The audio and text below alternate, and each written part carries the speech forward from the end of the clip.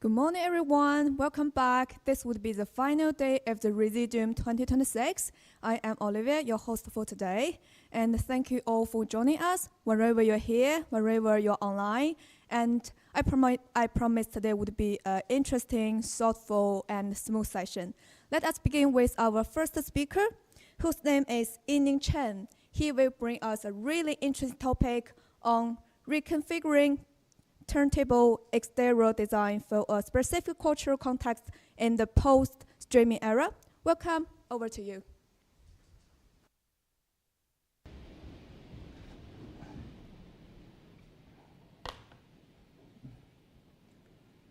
Okay, hello everyone. My research starts from a counterintuitive phenomenon. In the post-streaming area, the digital music has become efficient and instant. And from the technique point of view, the traditional physical music players, such as the turntables, it seemed have need to take up space and have a complex operation, and they are less efficient. But in the Chinese consumer, and some consumers, they still choose the turntable. And their choice is not only basis the technology. Therefore, my focus is not why the turntable has not disappeared. Instead, I ask how it can be re-understood in the digital age. And in the Chinese consumer text, the value of turntable may not come from the Western culture. And it may also related more to the lifestyle decoration and emotional consumption. And based on this phenomenon, my research is placed within 4 areas of literature. First is critical regionalism and cultural translation. And the second is the revival of physical media in the post-streaming area. And third is emotional design and the materiality. And the final is the redesign of traditional products. However, this is still a gap between them. Current research does not prove a clear practical logic or method for redesign turntable within a specific cultural context.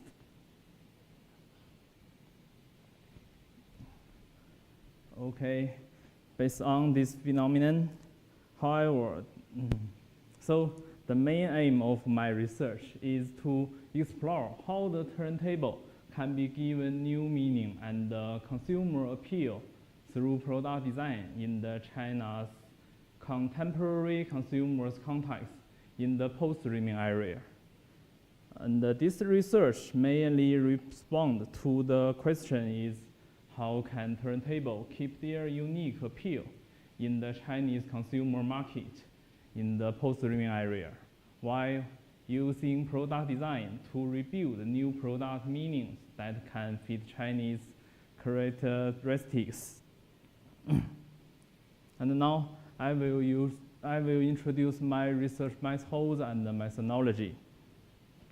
And the research question cannot be fully answered through theory analysis alone. It must be proposed, tested, and revised through design practice. Therefore, my research used the RTD, research through design, together with the action research as the overall methodology. The selection of research methods is based on the 3 levels: field, lab, and showroom. In the field stage, I will use the literature research, field waste, case analysis. And the lab stage, the design practice is the mainly method. And I will use the research diary, annotated portfolio. And the final stage is the showroom. I will use the interviews, observation, expert, evaluate, and review.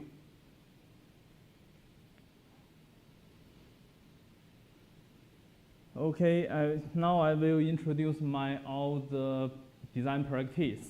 The overall design practice strategy will use 3 iteration and 4 stage. And each iteration will include the 4 stage. And the first is the plan stage.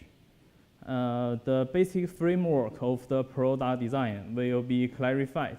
At the same time, the design scope will be defined. And at the act stage, a complete design proposal is developed. I will do my design in this stage. And the next stage is the observe stage. Participants and the industry-related people will be invited to help me to get some feedback and on design. The final stage is the reflected. The above content will be summarized, analyzed, and reflected on.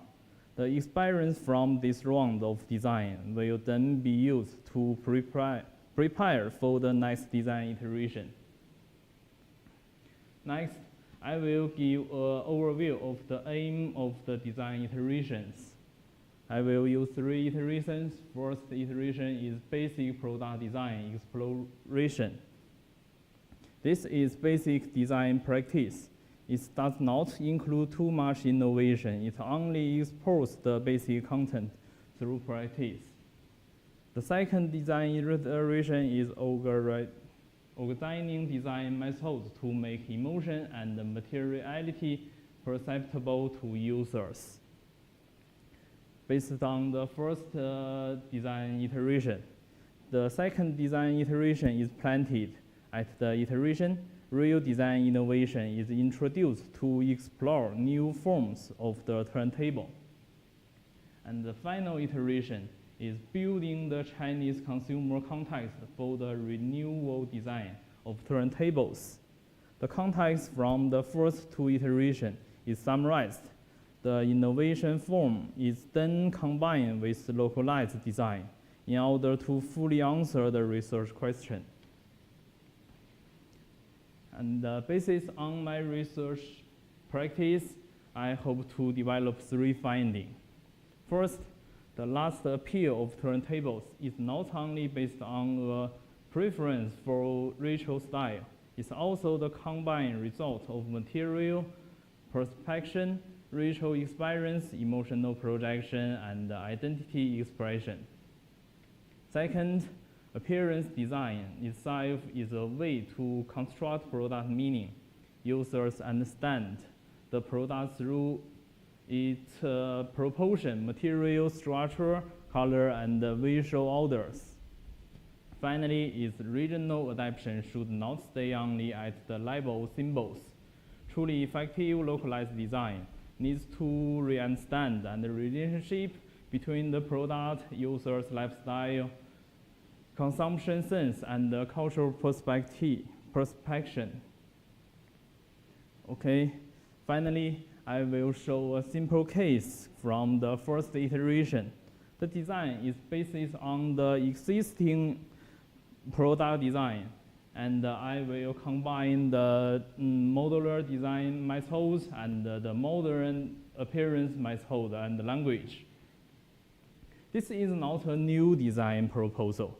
However, the meaning of showing this proposal is to use design review and research reflection within a common product form in order to identify what should be kept and what should be innovated in my design.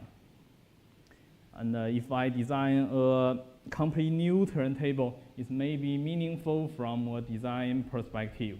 However, if it doesn't have a good sale and user accepts in the market, it is still a failed design proposition in my research. This is because product design cannot be separated from the market contents, and it should not fall into the designer's self-satisfaction. Therefore, how to balance the art and the market and how to connect them in my practice will be the key things of the first design iteration. It will also become the most important step for the following design iterations. And overall, my research aimed to explore how turntable can develop in a new way in China through product design. At the same time, it's also aimed to find the balance between the art and the reality. Okay, thank you.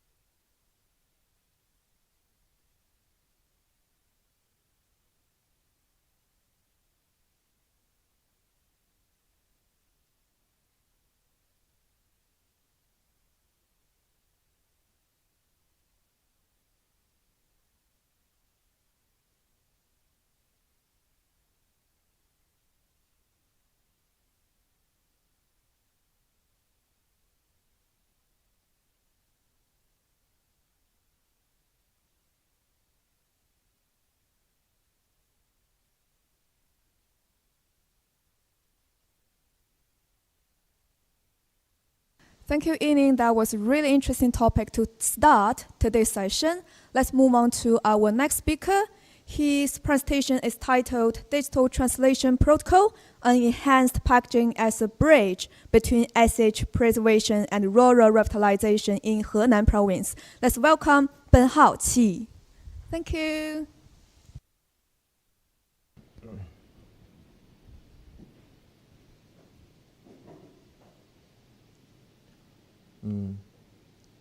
Good morning. My research addresses a wicked problem at the intersection of digital technology, cultural heritage, and rural economy. In China's rural revitalization, we see a paradox. Regions like Henan possess profound intangible cultural heritage and famous agricultural products, yet they lack a coherent cultural brand. Traditional preservation often museum-phase culture, while commercial branding often resorts to superficial visual practice. The question is, how can we establish a rigorous digital translation protocol using AR and AI to transform everyday agricultural objects into living cultural interface that trigger real-world tourism? To ground this, I engage with three theoretical pillars. First, I adopt Laura Jane Smith's critical of author-raised heritage discourse, agreeing that culture must be a living performance, not a static monument. However, Smith's theory lacks a design-led implementation. Second, I draw on Izo Manzini's design for social innovation, positioning the designer as a facilitator of local ecosystems. Finally, I integrated Paul Dorey's theory of embodied interaction. I argue that current digital tourism is often a passive spectator. My research process a shift toward meaningful agency, where digital interactions are physically grounded in the consumer's environment. My methodology moves beyond subject intuition. I propose a digital translation protocol. First, I apply semiotic structural analysis to deconstruct Henan folk arts, such as paper cutting, into syntactic units. Second, I employ shape grammar to define generative roles. Most importantly, I integrated generative AI as a research partner. By training models and the structural roles, AI helps us explore the latent space of Henan's aesthetic DNA, generating contemporary patterns that are mathematically rooted in tradition. This ensures the aesthetic consistency mentioned earlier, preventing the mismatch of styles across different regions. To be more specific, exploring aesthetic DNA is not about simply copying visual patterns, but understanding the design local behind them. For Henan paper cutting, I focused on analysis is geometric shapes, the interaction between positive and negative space, and how symmetry and layered composition create its unique visual identity. This data then becomes the constraints for our generative AI. Instead of letting the AI hallucinate randomly, we use these roles to negative the latent space of Henan aesthetic. By doing this, the AI helps us explore thousands of contemporary variations that still for aesthetic because they share the same DNA as the 200-year-old originals. This step is crucial. It bridges the gap between historical preservation and modern industry scalability. This practice manifests as an intelligent packaging system for Lingbao apples. This is not just a QR code, it's a physical digital anchor. Using AR, we implement embodied interaction. The user's physical manipulation of the packaging controls the unfolding of digital narrative. Furthermore, I'm employing AI drawing generative narratives. Depending on the used location or interaction patterns, the AI can synthesize personalized cultural stories, perhaps a paper cutting story, play script that adapts to the time of day, making every consumer's experience unique. This creates a deep emotional resonance, bridging the gap between a simple purchase and the desire to visit cultural stores. The design of the embodied interaction follows a three-layer narrative structure. The physical threshold, the tactile texture of Apple box itself serves as a sensory anchor.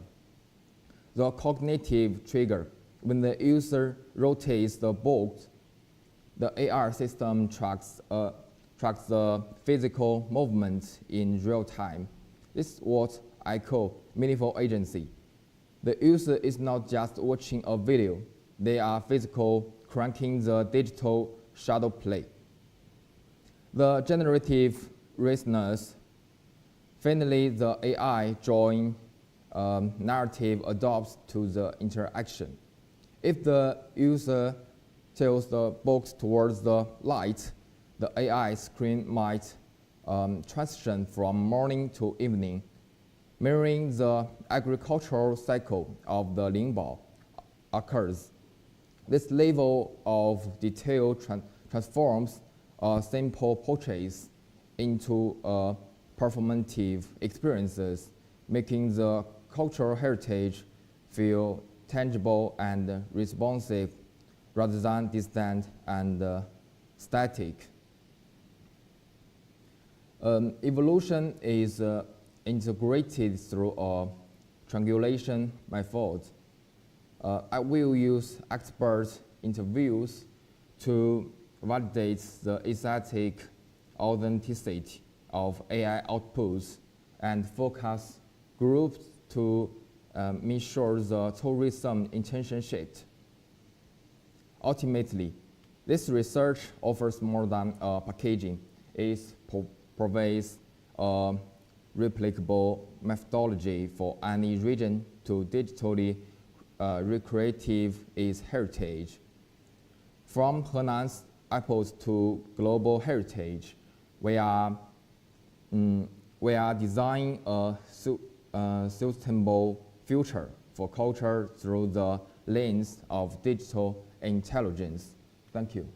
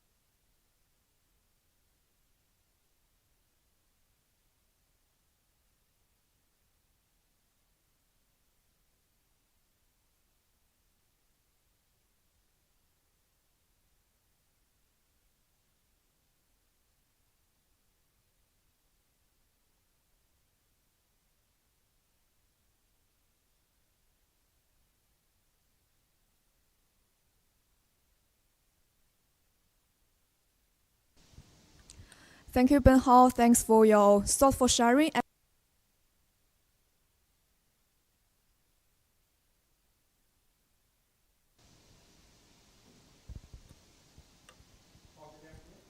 Hello.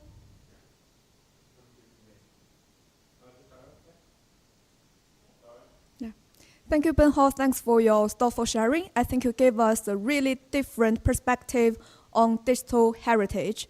I think our next speaker will bring us another interesting topic, which is in-betweenness across the body and image. Sorry about that. Okay. So the topic is entitled In-Betweenness Across the Body and Image, Transcultural Experience and Human-AI Interaction in Jewelry Practice. Let's welcome our next speaker, Ying Cheng. Welcome.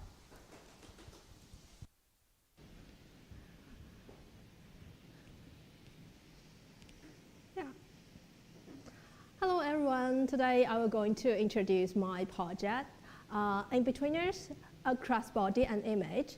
This project is about transcultural travel, painting, digital jewelry, and human-AI interaction. I'm really interested in the space between the body and image, humans feeding and technology, and artistic artwork, and viewers respond. So now I'm standing in this in-between space. First, a simple question.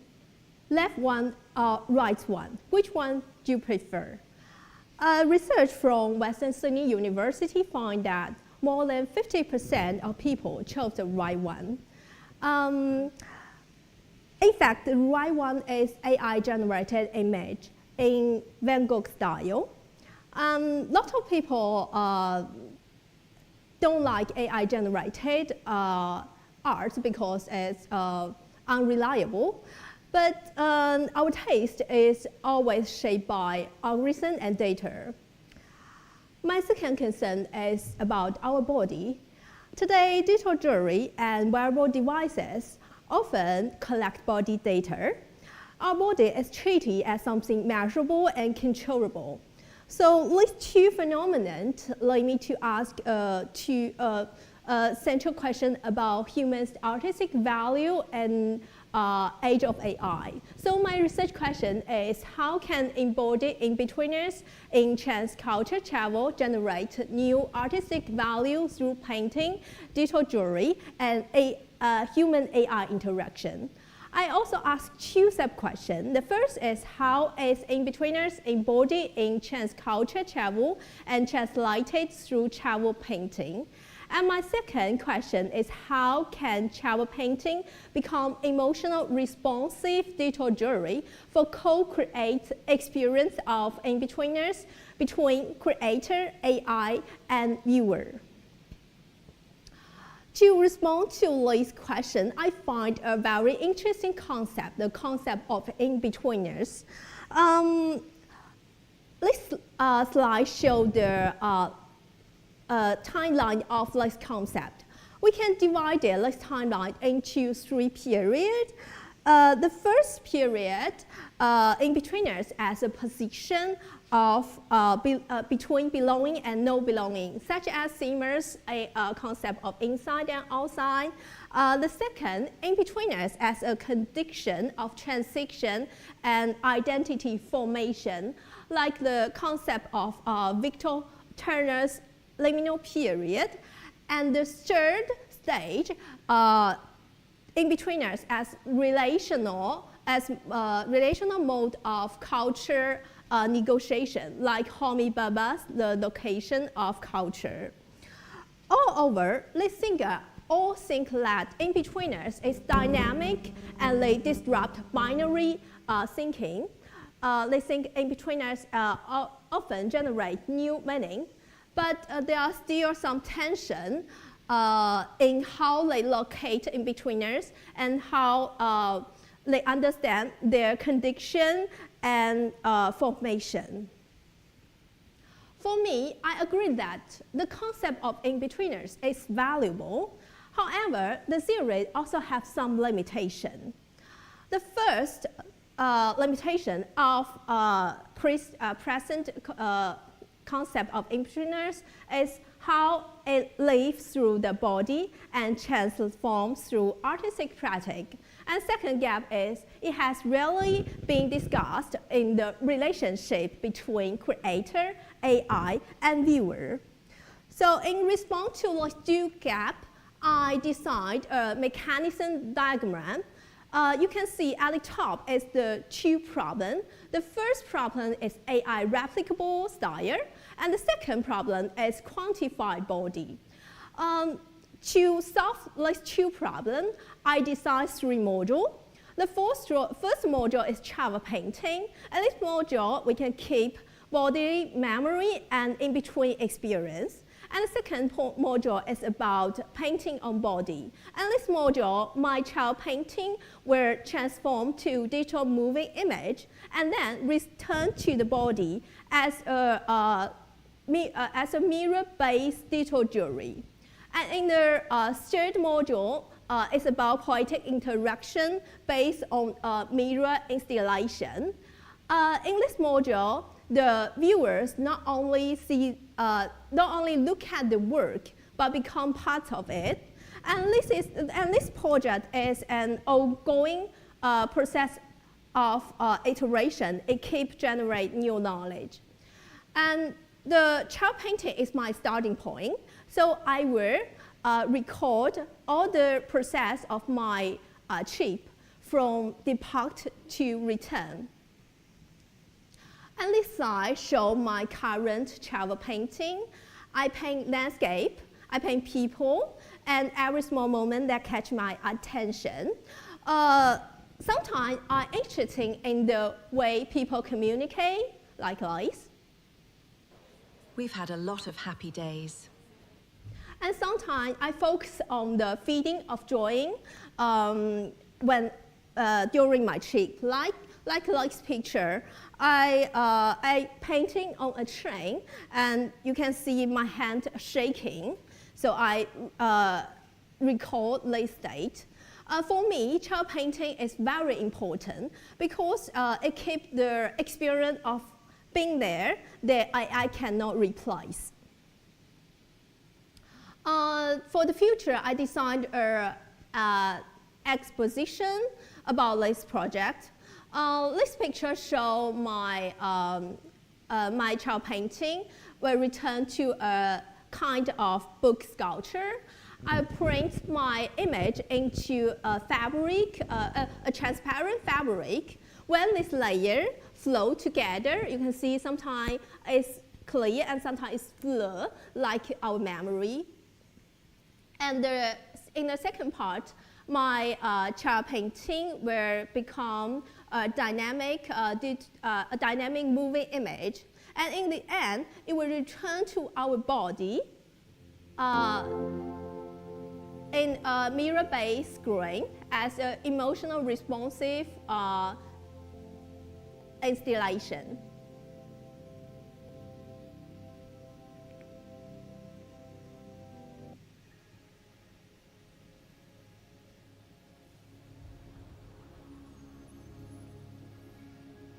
So the viewer is not just watching the work, they are entering the work, become part of the work. So in the end, I will summarize my methodology and contribution. So in my research, I used practice-based research, and I also used audio ethnography and embodied phenomenology. This means I use making, reflecting, and embodied experience as a way of generating or producing new knowledge.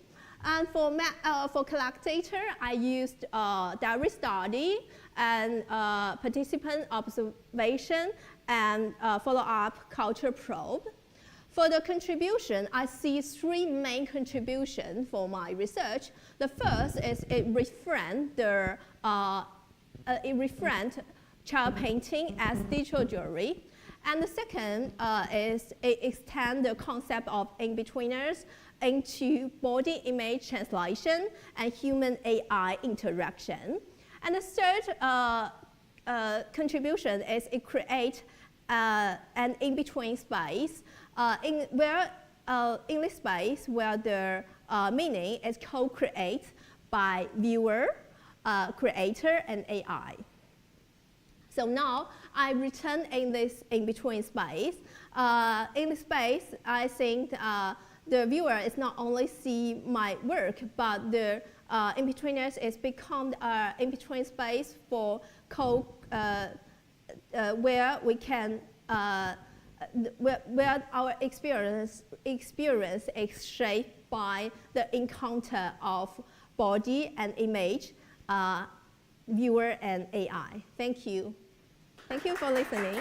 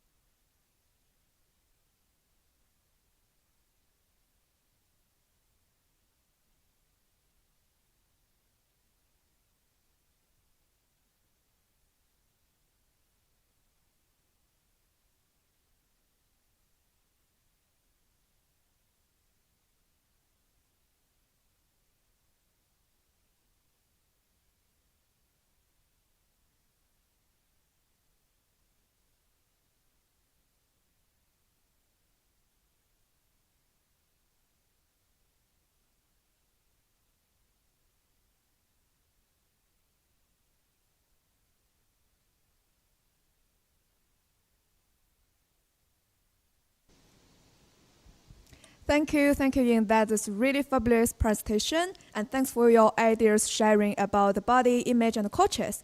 Okay, let's move on to our next speaker, whose name is Lina Chen. So her presentation is about from participatory public art to socially engaged spatial practice, durability, transferability, and an adaptive framework for China. Welcome.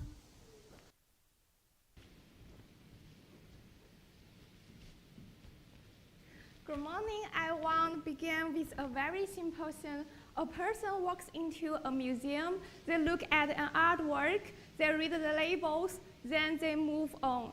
There is nothing wrong with that. And in some ways, the same is true of many forms of public art.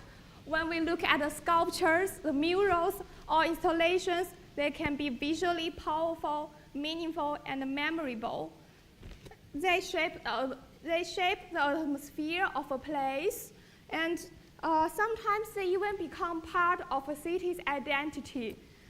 But in many cases, the public still encounters them mainly as viewers, not as participants.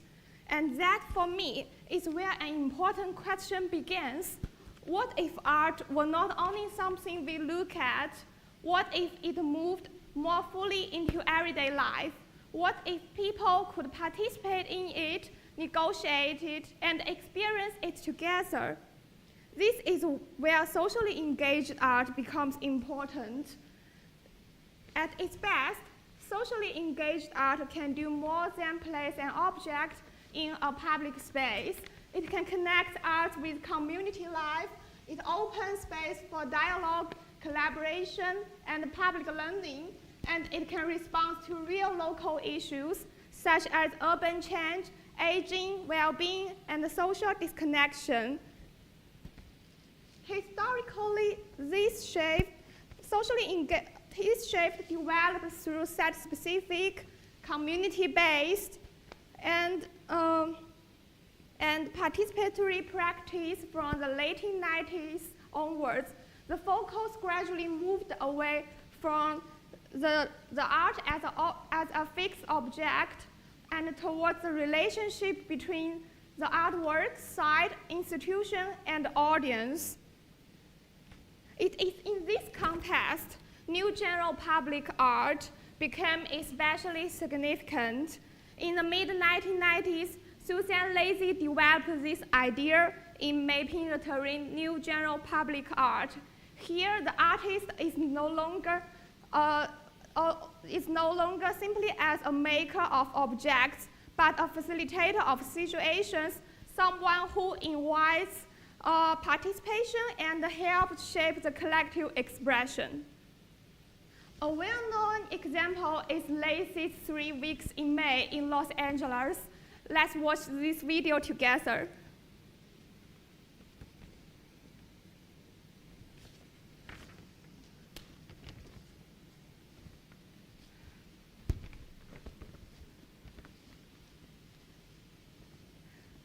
The work addressed the sexual violence against women, especially the silence and the shame surrounding rape. Its purpose is not only to represent trauma, but to make a hidden social issue publicly visible and collectively discussable. Lacy placed 2 large maps in the city mall below Los Angeles City Hall. Each day, she collected the reported rape cases from the police and stamped the word rape in red on the map at the locations where assaults had been reported. Around each reported case, she also marked faint steps to suggest the many assaults that were never reported. But this map was only one part of the project. The project also included media interviews, press conference, public performance, speak outs, self-defense demonstrations, lectures, and information about crisis centers and hotlines. In other words, Lacy turned mapping, media, activism, public education, and performance into one extended social artwork. Another example is the Haida House project in Alaska. The Haida community has faced cultural loss, historical disruption, and weakened intergenerational knowledge. So in this context, carving is not only an artistic skill, but a carrier of stories, identity, and collective memory. By bringing together master carvers, young apprentices, families, and community organizations to create house posts for a new culture center. The project turned making into cultural transmission. It shows how new general public art can support community education, cultural continuity, and collective repair. This is a digital tapestry produced through the Youth Platform program in the UK, and it reminds us socially engaged art can also happen online. These examples show a key shift. Public art is no longer simply as placing art in a public space. It's increasingly about producing art through public process, but this is also where my research begins. Many socially engaged art are powerful. They create discussion, they temporary encounters, and emotional energy, but then they end. So the question I keep asking is very simple. What remains? Does participation change how people encounter space? Does it create a lasting public experience? Does it leave behind a method that another community or institution can adapt? So my research is not simply about asking how socially engaged can happen. My question is more specific. How can socially engaged art be translated into spatial experience? And further, how can it become a transferable but still remaining adaptive model across different contexts? And I think this question is relevant in China. In many Chinese contexts, public art still tends to appear after space has already been planned, designed, or governed. It often enters as decoration, symbolic image, cultural branding, or visual enhancement. These functions are not meaningless, but they also reveal a limitation.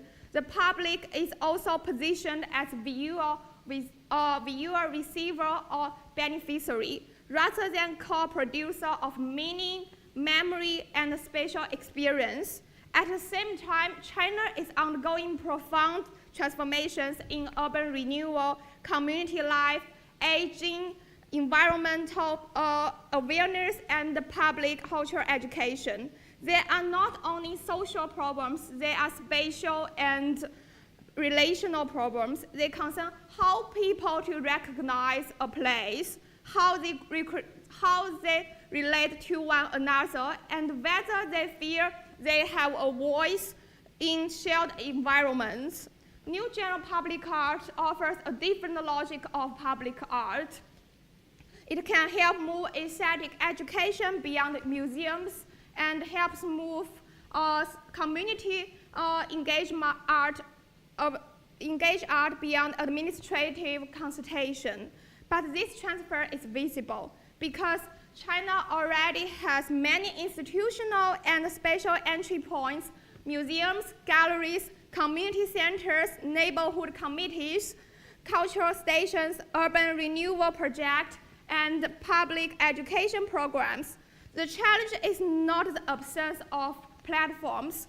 The challenge is how to transform these platforms from a site of display or management into a set of participation, negotiation, and institutional conditions. At this stage, I believe that framework needs at least 4 dimensions.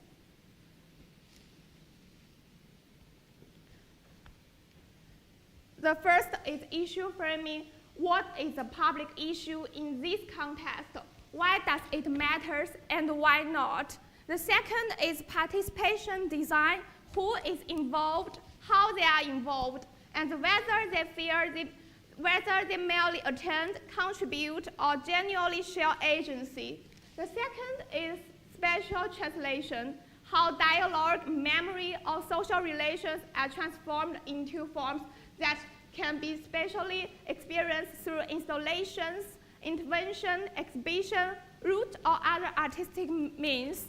And the fourth is site adaptability and stewardship, how a project changes when it moves from one setting to another, and after the event ends, who evaluates it, maintains it, and carries it forward.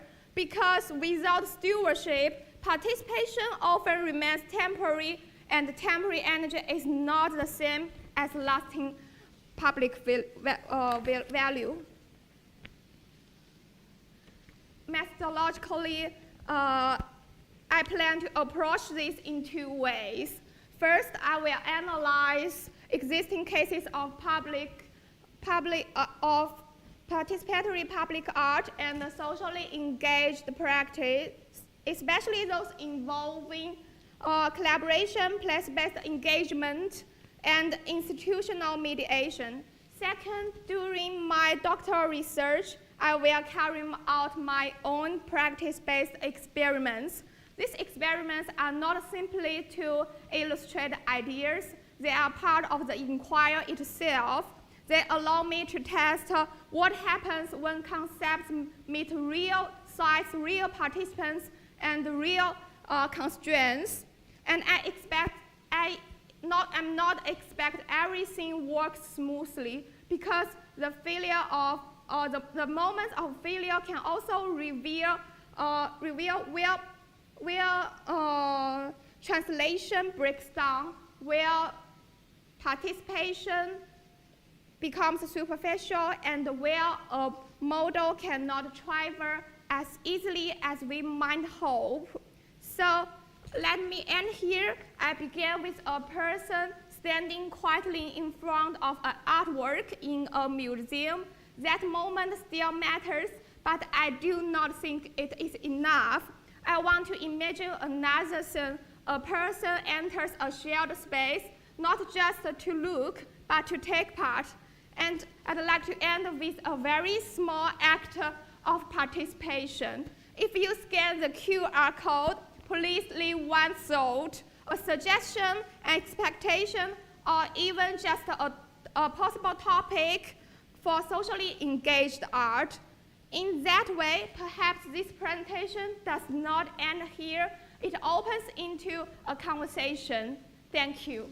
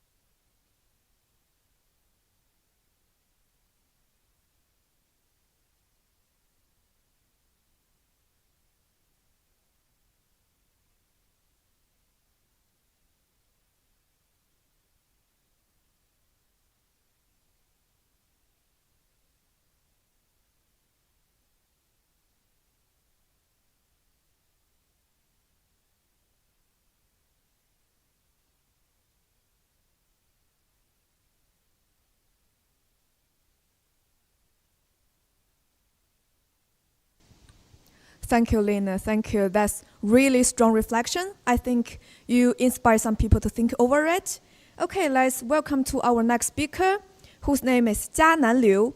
Her presentation is titled From Archive to Arcade, Translating Embodied Performative Heritage into Mechanic-Driven Digital Games. Welcome.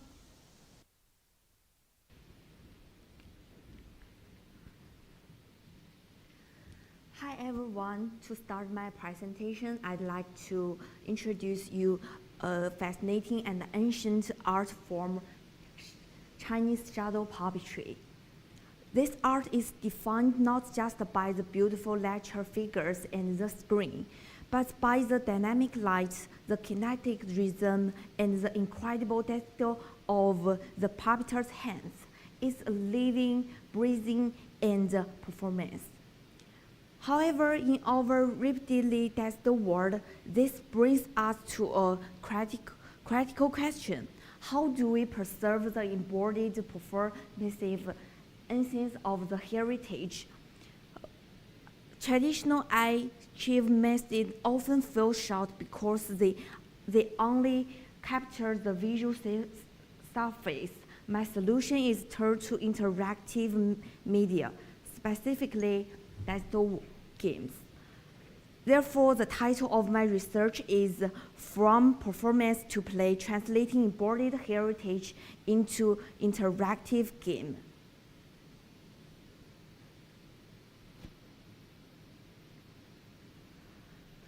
To understand how we can achieve this, we must first look at the current academic landscape.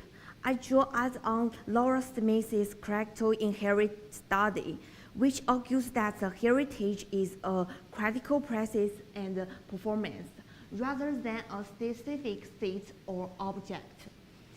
And the skill of shadow puppeters is deeply embodied. It cannot be felt worn down. It can only be experienced. This leads to a critical gap in current digital heritage games. Based on my research into instance games feature shadow puppetry, I found that most instance games treat culture as a mere visual reskin, passing traditional music or art onto standard games mission. To challenge this, I use line-bodied theory of practical records, which points that video games experience means first through their rules and missions, not just the graphics. Furthermore, through the lens of the research by Borders and Gershus, I examine how the physical medium of shadow play can be translated into the digital medium of game code. So my theory poster shifts away from representational aesthetic, just draw a puppet, toward interactive aesthetic.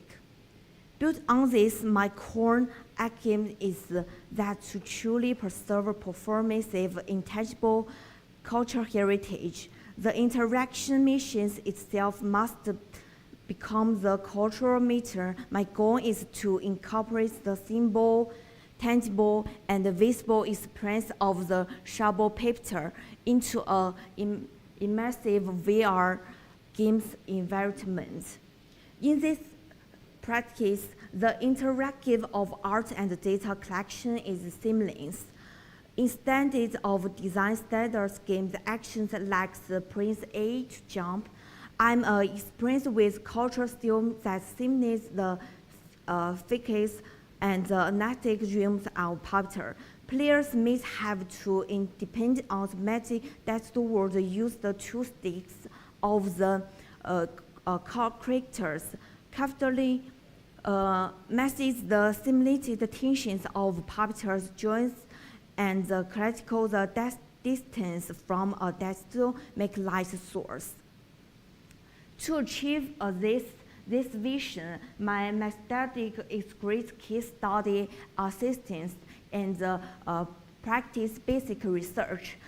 A method game puppeters based on Chinese shadow puppetry. To achieve this vision, my method is Furthermore, I will explore this assist to resist inverted the quantitative data collected during my research. So what does this practice actually look like? I'm currently developed a high funny visual slice of a monthly drawing games based on Shabo puppetry. I'm not just make a game, I'm designing and creating a funny interactive games world of the Shabo puppetry. And my design practice cites practice at the intersection of three key environments: the context, which is the rich culture of Shabo puppetry, the means reliance model digital design, and the media, which is the embodied games itself. Apart from the interactive and immersive experience that games bring to people, correctly, this physical interaction is deeply integrated with the character and the story. We are not just moving a puppet, we are telling a traditional folk tale through masses. Furthermore, the dynamic light source is used as a navigator by just adjust the distance between the puppet and the light. Players can change the size of the Shabo to experience a character's emotions, perhaps cast a massive Shabo to respond a sudden burst of the courage or a majestic transformation. In this way, the machine, the visual character design, and storytelling are seamless vendors. The player is just watching stories. Through their own embodied actions, they are actually performing it. During the development process, my practice becomes a data character tool when I adjust the digital physics interest to make the puppet feel static, light, or heavy. I mitigate the real-world machine's resistance. I'm actionally translated track knowledge into analyzing. This interactive loop of the design, testing, reflecting, and design ensure that the game's core loop is a direct structure map of the heritage performative logic. As I like to say, the gameplay is the act of the inheritage. Finally, how will this be invited and applied?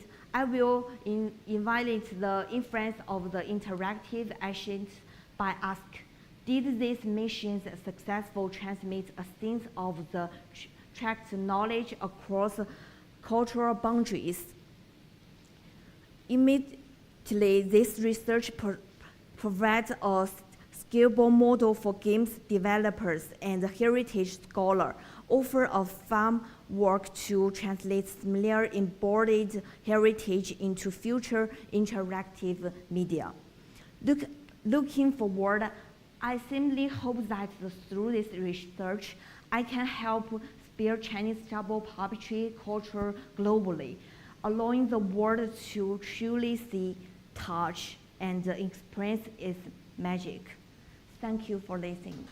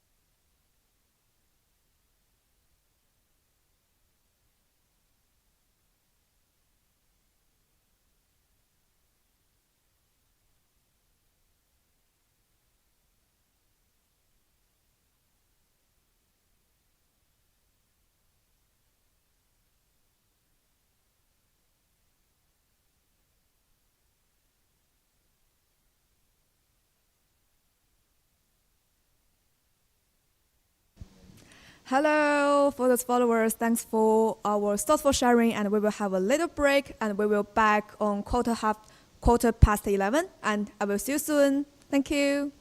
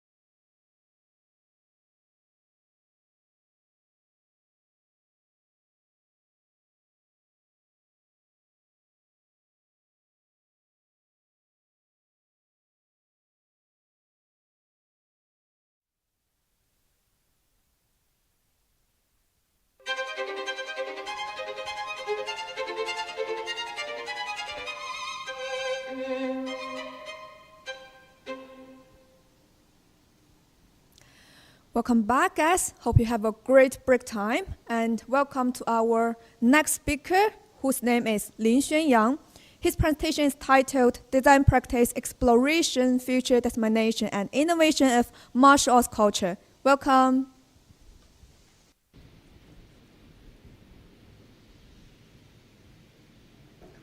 Okay. Hello, everyone. Today, my topic is Design Practice Exploration, Future Dissemination, and Innovation of the Martial Arts Country. And on the left, you can see some images from my 5 years in the UK, Thailand, and China Muay Thai training experience. And so for me, martial arts is not just about technologies. It's also a way people communicate through the body movement, cultural meaning, and the shared values. And so on the right, in the main question of the research, design, I want to explore how martial arts culture can be shared, understood, and expressed in many ways in the digital age. At the same time, I hope to keep its cultural depth while making it easier for more people to access. The next, I would like to release 3 key questions, and this is the first question. In today's fast-paced life, martial arts are quickly confused, but its philosophy, its values, and its deeper meaning often disappear before we can really notice them. They are easily lost in the concept flow of the content. And this is the second question. When the martial arts ended turned into games and made more entertaining, they are easier and fun to watch, but at the same time, are they become more shallow? So this is the third question.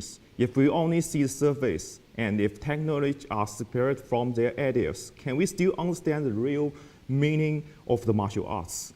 Or we are just watching images without reaching what is behind them?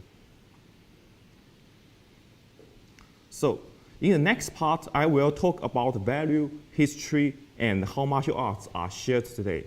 First, on the left, we can see the history and importance of martial arts. Martial arts started from the basic human needs, survival, and self-defense. Over thousands of years, they developed into a system that includes physical training, choreography, and country expression. For example, today, there is about 60 million people practice Taekwondo, and around 100 million people practice the karate. Now, the martial arts have become a global central phenomenon. So we are which at this map, there is all martial arts different types in the world, and the famous is the boxing, and the Taekwondo, and the Chinese Kung Fu, and the BJJ. So, I will talk about how martial arts spread those films. The martial arts films are one of the main ways of people understand the martial arts country. Usually, there are 3 main of the types of the action scenes. The first is the type fighting, which tries to show the real and accurate movements. The second is the use of the weapons like the sword to show the spirit of the martial arts. And the third, the action series mixed with the special effects and the fantastic.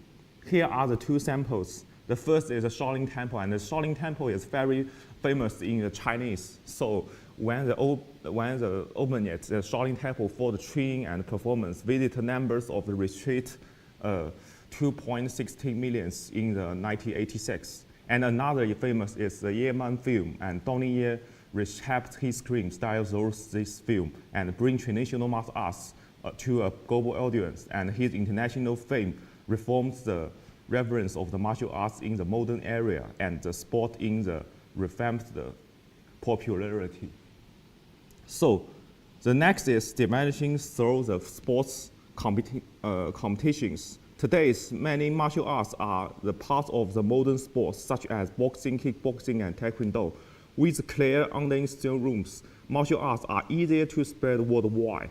They also become more competitive and entertaining. For example, karate started in Japan. At first, it was only practiced by a small group of the people. Later, the World Karate Foundation creates on-field rules and organizes competitions. Karate integrated the Tokyo 2020 Olympics and gained more global attention. Finally, martial arts also plays an important role in healthy and the well-being. For example, is the Tai Chi. And in the UK, many people have healthy problems. So because of this, more people are interested in using Tai Chi to improve their physical and mental health, especially the women and the people over 40. Between the 1980s and 1990s, Tai Chi become more popular in the UK. Many teachers study clubs, which helps break different styles of the Tai Chi. So this is, for the next part, I would like to talk about some of the current bases in how martial arts are understood and shared. The first is in the sports competitions. Today, the martial arts are often shown as competitive sports, such as form competition or fighting in the ring. Because of this, public understanding has become more limited. Many sports see martial arts only a way to compete and win. They do not have enough understanding of its theory and cultural meaning. And the second is the teaching models. Many martial arts coaches, especially in the Europe and Asia, they rely on tradition of blind teaching. The method is not fully connected to today's digital environment, so the way martial arts are just taught and shared is not keeping up with how people learn today. And the third is in the film and media. And Kung Fu films are based on martial arts, but they are often changed to attract audience and achieve higher boxes of success. For example, film markers focus on the dramatics and dangerous actions to create some of the strong visual impacts. However, this creates the strong visual impact. However, this creates a gap between the film martial arts and the real martial arts. In addition, many movements and stories are over-exaggerated. They do not follow the real physical rules. So the next part is research gaps. Although many of the research have begun to propose specialist trainers and frameworks to improve the dissemination of the martial arts, the current research still lacks a good approach centered on the design projects that aim to address the shortcomings of the martial arts culture disseminations in the digital age. And this part is for the research methodology. I will choose two methods. The one is ethnology, through the interviews of regions and the case studies to collect information on how martial arts brands, clubs, schools, coaches, and some of the common people, and how to learn the martial arts. And this is some of the interviews picture before training the martial arts. And the second is ethnography. And I will use method is the diary research. I will use myself, for example, to summarize my own methods to dissemination martial arts in the digital age. The first one is martial arts design record. Based on my design experience, I record and reflect on how to create a graphic and short video content for martial arts promotion. And the next is the martial arts teaching record. I will use some of the documents and how I teach Muay Thai culture and technicals. And this is page 5. Page 5 is what will I created. So I will, maybe it's an app for the martial arts interest in the name. So the outcome of the research is expected to be a prototype of the digital communication platform for the martial arts. So this app maybe can help the designers, martial arts, the practice teachings and related group to promote the effective dissemination of the martial arts culture in the digital age. So the app is just focused on the 4 main combinations. One is short videos, online courses, club recommendations, and educations. And this is 2 effects for the, it's maybe final visual effects. So this one is the short videos, and many martial arts can upload many short videos and put here. And this is designed for the coaches, and you can upload many the teachers' videos on it. And this is martial arts information, and many types of the martial arts you can upload here. And I know the common people to know this. And this is just a final effect. And this is recommend clubs and many people, and you can watch some of the local martial arts club in here. And this, in the final to concluded state, the martial arts are widely shared, but often in a simple and fragmented way. Because of which, their contradictions and original meaning are the ask of the being overlooked. So it is important to rethink how martial arts are experienced and understood today. In my research, I use the design practices, especially the digital media design, to explore new ways to reshape how martial arts country is shaped in the digital age. Thank you for listening.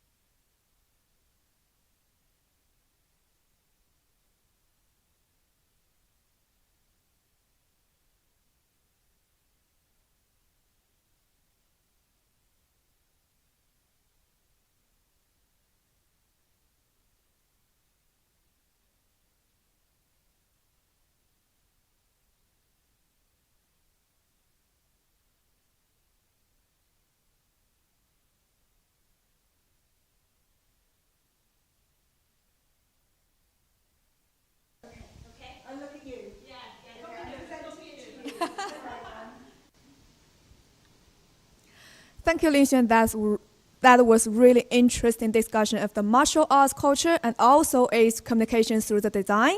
Let's welcome our next speaker, Layla Laus Davis, and her presentation is titled Modern Human Learning in Practice. Let's give her a very big welcome.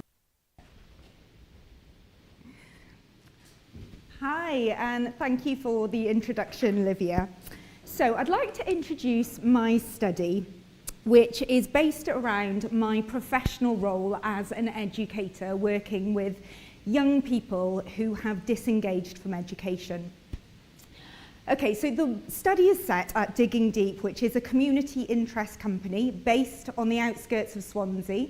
We specialise in outdoor education, and we're set in 7 acres of forest. Now, this study has a very special meaning to me, as I was once a young person who found it extremely difficult to focus in school. I couldn't concentrate on abstract tasks, and I had a little bit of a struggle in secondary school. So in later life, I have recently had a diagnosis for ADHD, which has really helped me to make sense of my own learning journey and my own struggles over time. So I find the work that I do very meaningful because I can relate to these young people who really don't feel like they fit into the mainstream structure of education. Okay, so the idea that disengagement could be a mismatch between the learner and the environment has really inspired my research question, which is, what happens when learning is relocated from the classroom and into the more than human world? Now, this is a deliberately open question. I'm not trying to prove that outdoor education is better than, than classroom standard traditional education, and I'm not trying to elicit measurable outcomes. What I am trying to do is understand how learning itself changes when we change the environment that it takes place in. Okay, so to explore this, I have looked into 2 different concepts. The first is friluftsliv, which is a Scandinavian concept, and it translates as free, which means free, luft, which means air, and live, which means life. Free air life. Now, this concept is far more than just spending time in the outdoors. It's a way of living and learning that is deeply connected to sensory experience in the simplicity of nature, with a deep connection to and reverence for the natural world. So from this perspective, living is not separate from learning or something that just happens in the classroom. It's something that emerges through experiencing, through being and doing. So the second influence that I've looked at is more than human perspectives. So this challenges the idea that learning is a purely human cognitive process. It suggests that learning actually happens through relationships. And we're not just talking about relationships with other people, we're talking about relationships between people and non-human elements. So things like the weather, like the animals, like the tools that we're using, and the environment that we're in.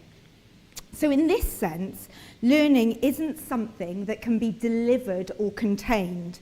It's something that is shaped through a network of interactions.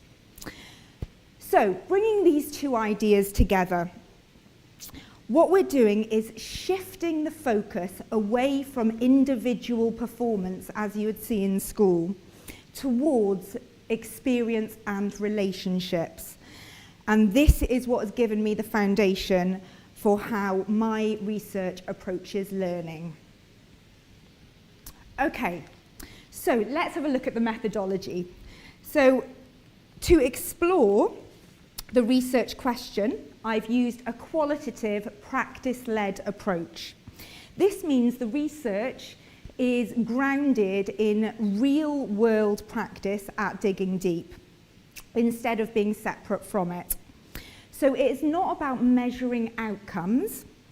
The focus is on understanding how learning is experienced as it happens. Okay, so the methodology brings together three main concepts. First, we have narrative inquiry. Now, narrative inquiry focuses on the learner and how they make sense and describe their own understanding and experience over time. Okay, so this is going to look at their educational experiences. So we're going to find out how they have understood their learning through school and now in the outdoor environment. So second, we have participant observation, and this is where I come in. So I will be observing how these learners experience or how they interact with their environment, how they interact with their peers, and how they respond to tasks and activities. Importantly, this isn't just about observing the individuals. Now, in line with the more than human perspective, I'm going to be observing what is happening around these individuals as well.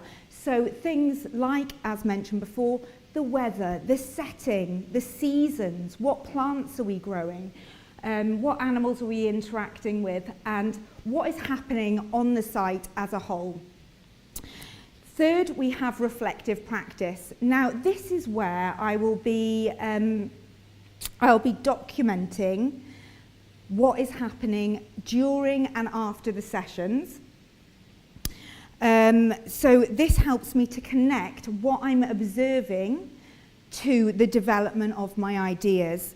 So these methods are not separate, they're interwoven. Okay, so the research develops through ongoing interactions rather than following a fixed sequence. As a result, the outcome of this research is not just analysis, but the development of the more than human learning model. So this model is directly informed by the theory and the data, but it rethinks learning as something that is relational, something that is embodied, and something that is shaped by the environment. So rather than producing findings alone, the research generates this design response that reflects how learning actually happens in practice. Okay? So, I'd like to bring all of this into context. Okay, so I'm going to share with you a hypothetical case study. Okay? So, a learner is referred to Digging Deep because they are repeatedly walking out of lessons and they're known for wandering the corridors. This behaviour in the school setting is seen as disengagement and disruption. So from the traditional perspective, this is understood as lack of motivation and misbehaviour. The structure of the classroom, however, demands that this learner sits still, doesn't talk, follows instructions and engages in abstract tasks. And these are all things that this particular learner finds extremely difficult and cannot sustain for long periods of time. When placed in the outdoor setting, the behaviour looks very, very different. So instead of withdrawing, they actively involve themselves in tasks like feeding the animals and cooking food. They're even engaging with other learners to complete activities. So they're moving and contributing in ways that just were not visible in the classroom environment. Now, what's interesting here is that the learner themselves hadn't changed, the environment had. So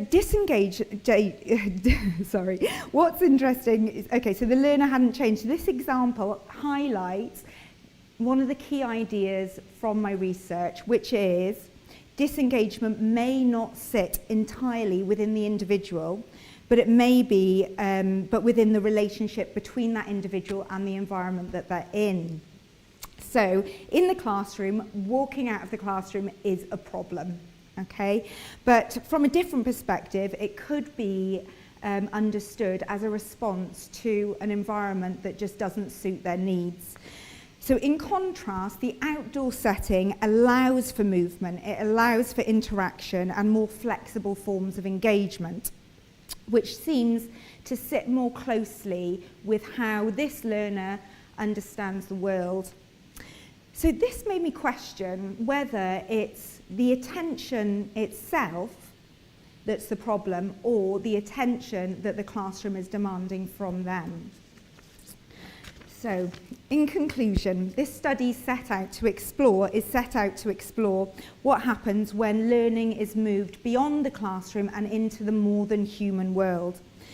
For me, this is not just a research question, but something that is deeply rooted in my own lived experience and the experience of the young people that I now work with. So what this research begins to show is that disengagement isn't always about the learner, but about the environments we ask them to learn in. By shifting the focus towards relationships and the environment, it opens up the possibility for a more inclusive and meaningful way of learning. And perhaps most importantly, it asks us to rethink whether education should continue trying to shape learners to fit the system, or whether it's time for the system to adapt to them. Thank you very much.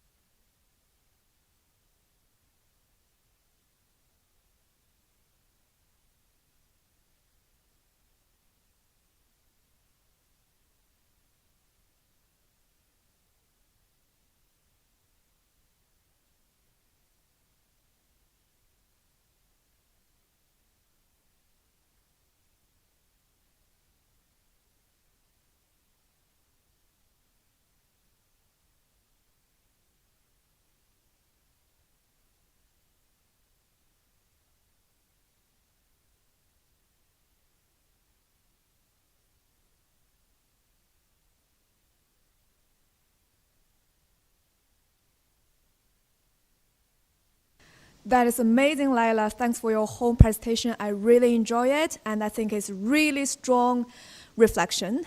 And we will embrace our last speaker. So her presentation is titled Parametric Modeling and Speculative Design in Marine Bionic Design. So let's welcome to our last speaker, Changyuan Geng. Welcome.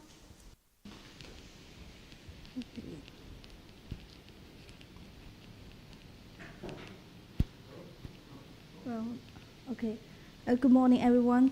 My presentation today is focused on my research that was bionic design, which combines parametric modeling and speculative design. My study is closely linked to the marine protection and water purification. As a lot of people do know, that was every 2 seconds a marine animal dies due to the pollution. So to safeguard our future environment, it's really urgent for us to protect marine ecosystems and purify polluted sea waters. Myself, as a designer and researcher, I think if we hope to tackle the problem of water purifications, we should learn from the nature. And by adopting the bionic design principle, we can achieve the maximum harmony with the natural world. And facing such a deployment, we're searching for a more efficiency methodology. Then after I reviewed the extensive journal article on bionic design research, I found that the most mainstream methodology currently in the bionic design is the bionic design spiral. It's as the picture showing that this methodology was break down the entire bionic design process into 6 steps. That was clear. That first, that was the define. We clarify the design challenges. We finding the wicked problems. And the second step, it was we biologize that. We transform these wicked problems into a biological language. And we're searching for help from the nature. And then we need to discover. We have to searching for a relevant biological strategy in the nature, and we're studying the cases. And also, after you having the discovery, you focus on the specific creatures, and you can abstract it. You extract the core principle of the bionic strategy of these creatures, and you're trying to emulate it. You transform the principle into a really technical solutions to using in your design. And also, in the end of your design, you should evaluate it. You should verify the environmental, the technical, and the economic features. And let's back to our sea pollute topics. And if we hope to using this methodology to solve our problems, we're hoping to purify the seawater, which is in the marine pollution control. We need to find the natural organism with filtration capability in nature. Imagine that the sea was an animal that searched for help, and we're searching for the daughter in the nature. So after I consider a variety of biological species and conduct the comparative analysis, I felt like the sponge was a really suitable organism to meeting our filtration demand. So I trying to learning about the sponge. I found that it's actually the oldest animal in the world That was a lot of people don't know it. And in the past, the sponge rely on its powerful natural filtration characteristic. They once purified the ancient oceans and saved the world. It maintained the marine ecological stability. And during my in-depth research, I also discovered that a variety of sponge species in nature. But regrettably, many of them are gradually facing extinctions due to the human over-explorations and the marine environment damage. Therefore, I conducted target research on sponge unique characteristics. I explored their special physical structures, their water filtration mechanisms, their different cell compositions, their overall features. On these bias, and I trying to abstract these natural bionic traits.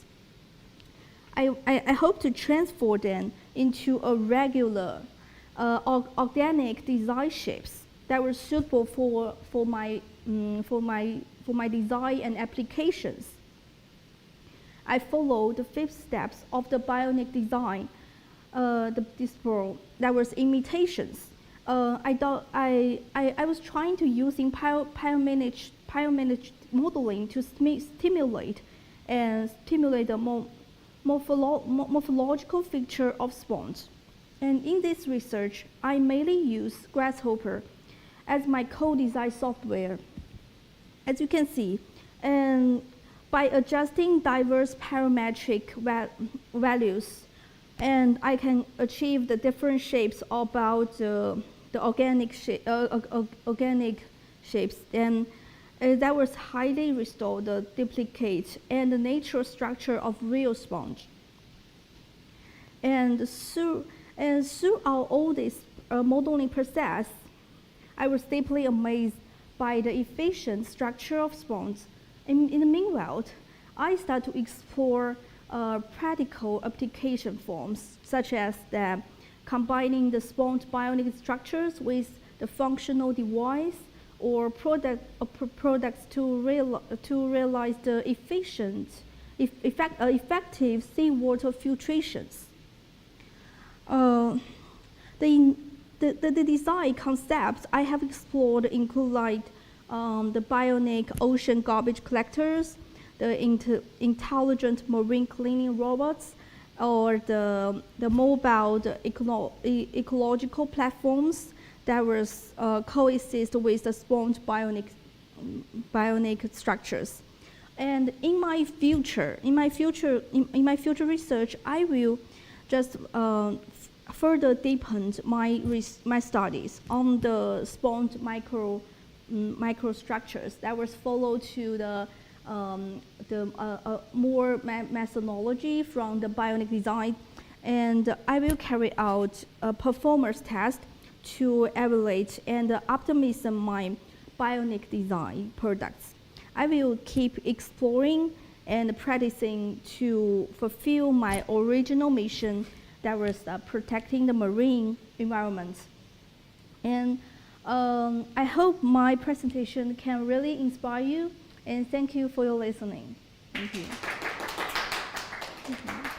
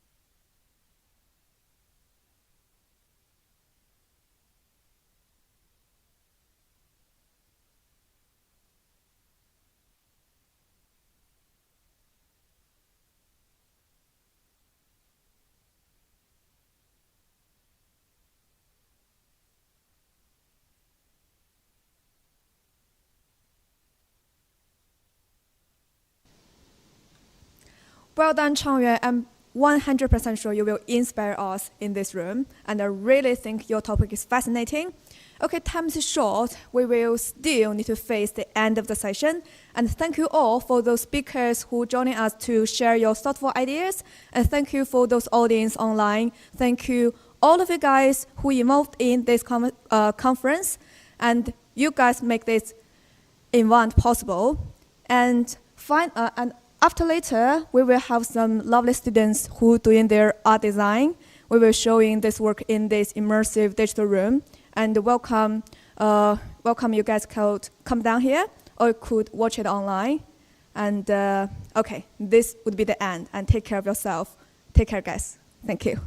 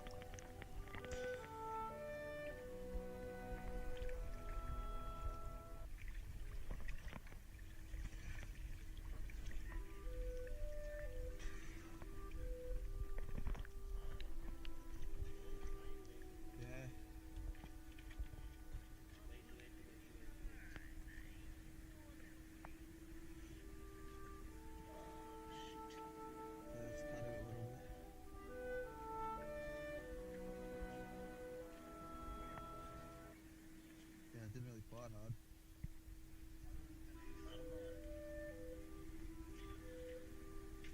This one here?